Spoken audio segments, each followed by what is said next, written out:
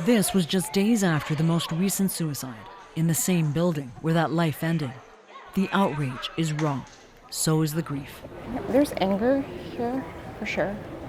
So it's really tough to reconcile that all this suffering is so needless and so pointless and is so easy to fix.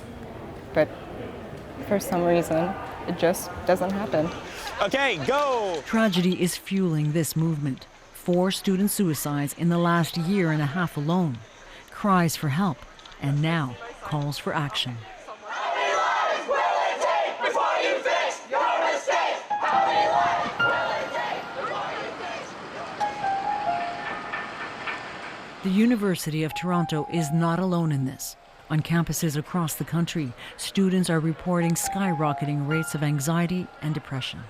But the spotlight is here, because at U of T, just imagine whether it was one of your family members. Students are giving a silent epidemic a voice. United will never be defeated. The university has led to a crisis of mental health, and I don't say this lightly or as hyperbole. It's literally, we all think we're going through this alone until one of us starts to speak up, and then half of us have gone through it. Shaheen Imtiaz has battled depression since her early years as a computer science major. She says it's her duty to speak up for those who can't, including the ones who died here in her department's building.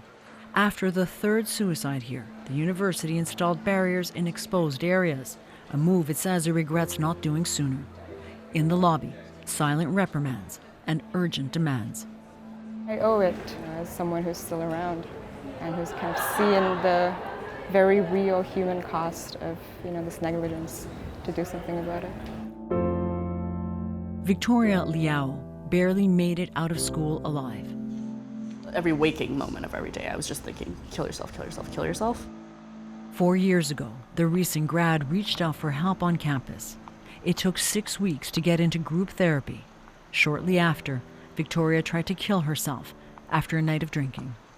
Because it had been an impulse thing, I scared myself.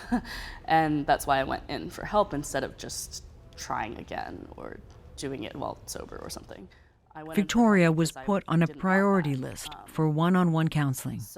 Too overwhelmed to do anything else, she waited. I had no clue exactly how long that list was, or I had been told you'll hear within 2 weeks for a call, which then scheduled an appointment another 2, 3, however many weeks later. She ended up waiting 4 weeks to see a therapist on her own, and there are many stories like hers on campus. It concerns me, it worries me, it keeps me up at night, it affects me quite personally. Sandy Walsh is the university's vice provost and oversees the health and wellness centers that run most counseling services. Mental health and the ability of our students to thrive on our campus, that's a priority.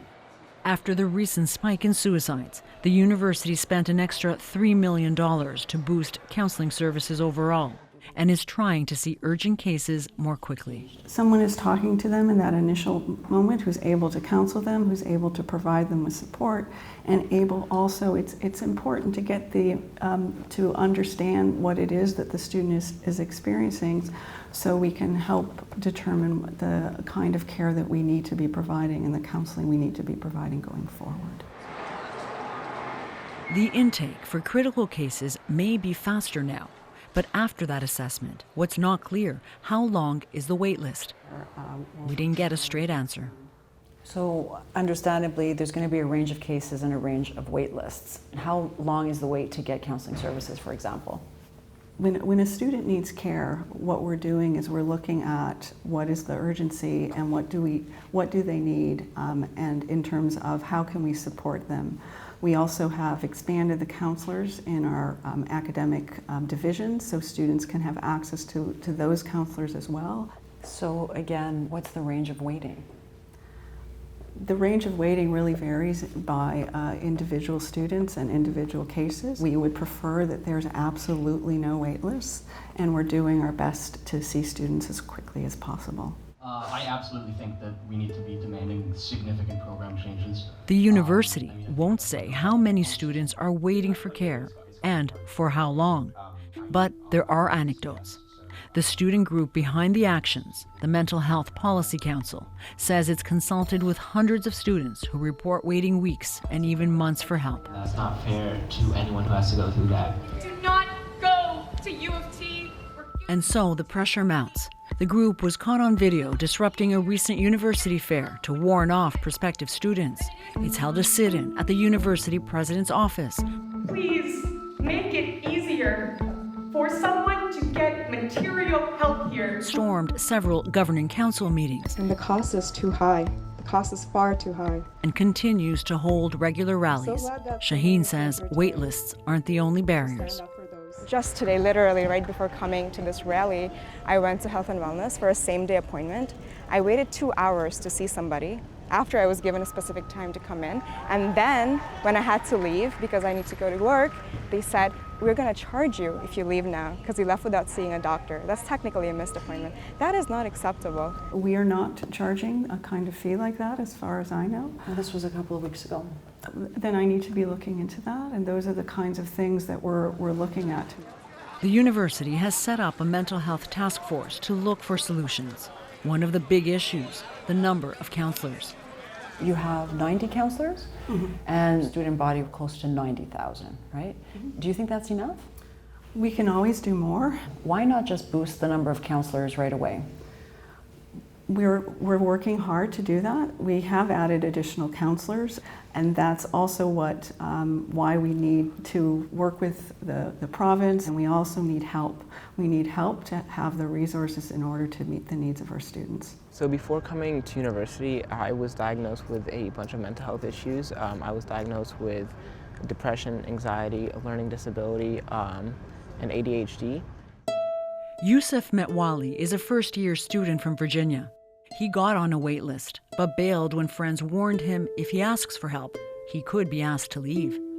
I was so afraid that I was going to get kicked out of school because since I am an international student, my visa says if I'm not studying, I can't be in this country. So if I do get kicked out of school, I'm going to have immigration knocking on my door saying I cannot be here. And that made my mental health a lot worse. So here's what's on our agenda for today. Yusuf is afraid of a controversial policy that can force him to leave school if he's deemed a threat to himself or others. The university has placed 8 students on leave in the last year.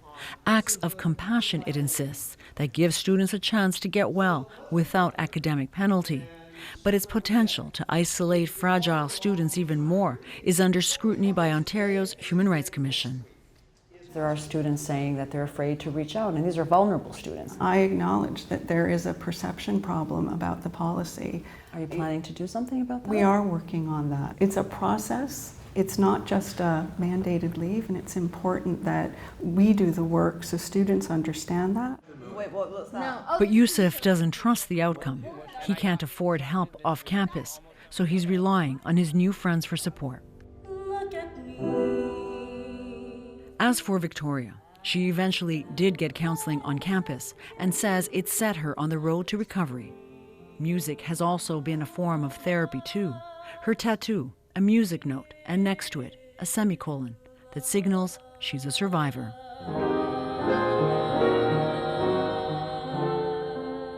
I got very lucky.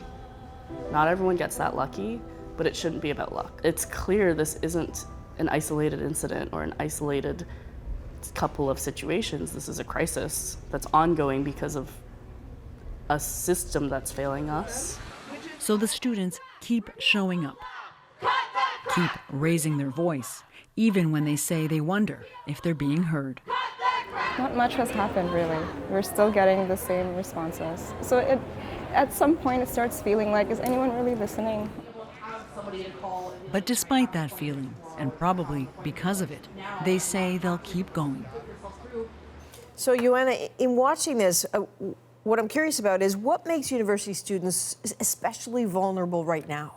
Well, they're vulnerable to begin with because they're facing a lot of academic pressure. They're away from home for the first time at an age when mental health issues either arise or deepen.